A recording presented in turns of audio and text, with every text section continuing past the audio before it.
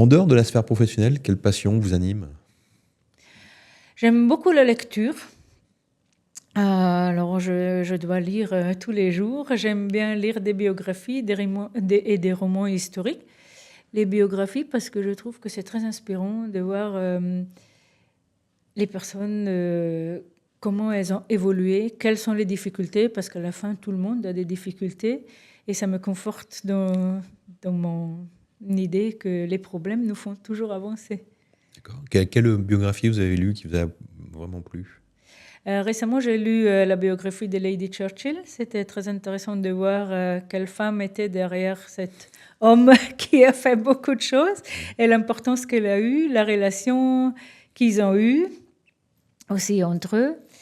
J'ai lu aussi la biographie du pape Bénédicte XVI parce que je voulais comprendre, Benoît XVI, pardon, quelle était la motivation pour un pape de démissionner de sa fonction, quelque chose qui n'était jamais arrivé, et comment c'était vécu, quel est le process de décision pour arriver à quand même quelque chose qui s'était jamais fait. Et alors, quelle était la raison, selon vous? Qu'est-ce que vous avez appris?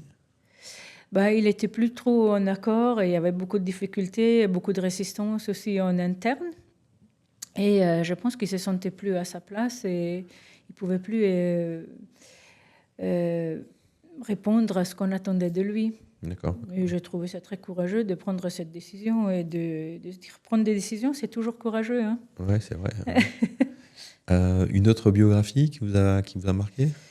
Récemment, j'ai lu la biographie de Roger Federer qu'on m'a offert. C'est Forcément. aussi Alors, c'est bien.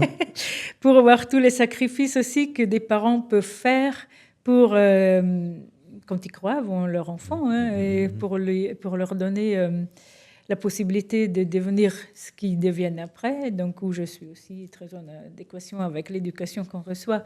Et la possibilité qu'on nous donne quand on est enfant, c'est quand même un élément très important. Et par contre aussi, comment on doit arriver à contrôler ses émotions dans le cadre de Roger Federer. Hein, oui, ce que peu de gens savent aujourd'hui, on a de lui une image lisse, mais il a commencé par casser des raquettes et c'est ça, il s'est énervé. Quelqu'un de colérique plutôt, Ouais. et qui a dû apprendre. Ouais. On apprend toute notre vie. Un jour, il y avait une interview, c'est Federer qui raconte ça, enfin, certainement dans sa bio. C'est un Espagnol, je ne sais plus quel joueur, et il disait pas peur de Federer. Il fait non, il va gagner les 2 premiers sets et après il va s'agacer et je vais gagner les 3 suivants.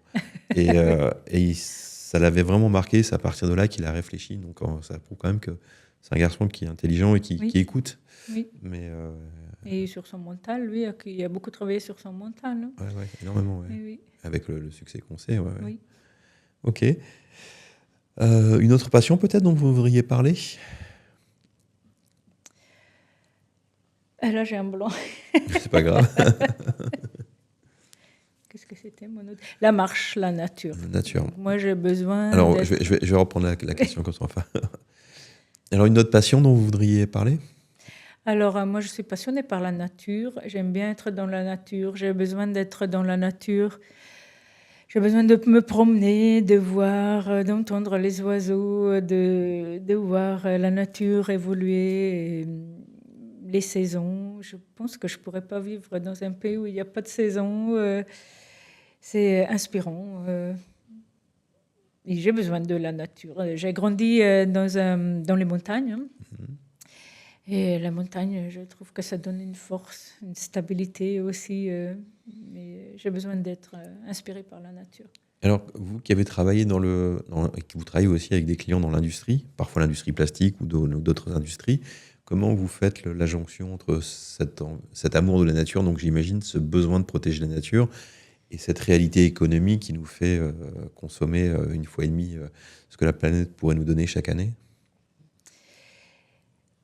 Je pense que c'est l'humain qui n'est pas conscient de ce qu'il fait souvent et ce qu'il fait à la nature, et qu'on peut pas.